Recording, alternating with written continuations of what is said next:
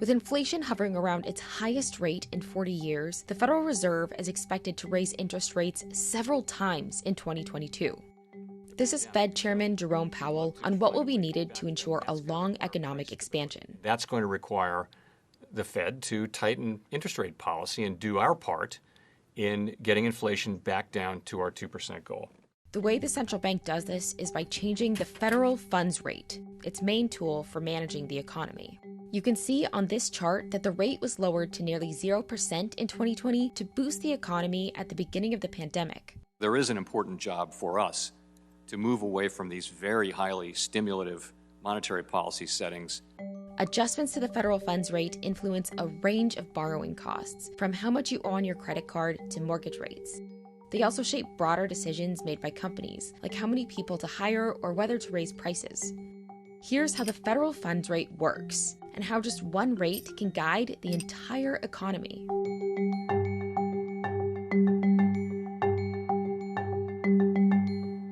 The Fed meets every 6 or so weeks, and they're looking at a range of economic data at those meetings. But they have two main goals. One is to ensure stable prices and low inflation, and the other is to make sure that the labor market is strong.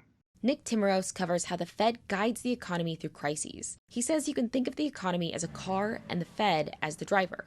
They want to make sure that the economy is not growing too slow, and when it is, they'll push on the gas, but they also want to make sure that it's not going too fast, and so they'll slow the economy down by pressing on the brake. This is where the federal funds rate comes in.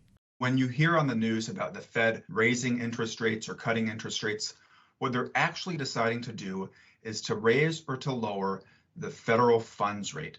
This is the interest rate that banks charge each other to borrow money overnight. But there's a catch. The federal funds rate isn't directly set by the Federal Reserve. So in order to influence it, the Fed uses a couple of other tools to set a target range. These tools are rates that the Fed controls in its role as a bank for banks. Here's the target range that was in place during 2021. The Federal Reserve sets an upper limit and a lower limit, with the goal of keeping the effective federal funds rate somewhere in between. The upper limit is determined by interest on reserve balances. This is the rate of interest a bank gets on deposits, known as reserves, that it keeps at the Federal Reserve. The lower limit is determined by overnight reverse repurchases. These are securities, like Treasury bills, that the Federal Reserve lends to banks, usually for a day, while paying interest. On this chart, you can see where the Fed has set the target range between the two yellow lines. The blue line, which is the effective federal funds rate set by banks, sits between the upper and lower limits. As the target range changes, the effective rate goes up or down with it.